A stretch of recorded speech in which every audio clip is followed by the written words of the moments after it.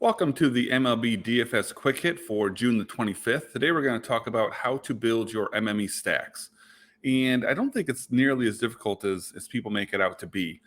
First thing that you're going to look for is, if you're very familiar with baseball, you can simply look at the matchups for the day and you can get a pretty good idea of, who the best stacks are going to be. Obviously, we're looking for, highest ceiling, so, most point totals. Another way to do it, and this is something that I look at as well all the time, is I'm looking at run totals. So which teams are projected to score the most runs for the day.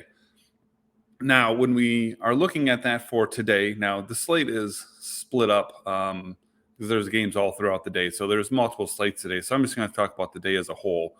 And the teams that we have that are projected for over 5 runs today are Minnesota Twins, Kansas City Royals, St. Louis Cardinals, Chicago White Sox. So what I'd be looking to probably do is just stack those 4 teams, stack them equally, so each team gets 25%. And then when I'm going to build the stack, like I said, I am looking to be keeping the maximum amount of guys that I'm allowed to stack. So on DraftKings, I'm allowed to stack 5, FanDuel 4, and I'm looking to keep those guys in the same part of the order, no more than a 1 lineup spot gap. So again, the 1 through 5 hitters, 2 through 6. Maybe the 2 hitter skipping the 3, going with the 4, 5, 6, 7 hitter, something along those lines. So that's what I'm looking to do. I'm looking to build the stack first.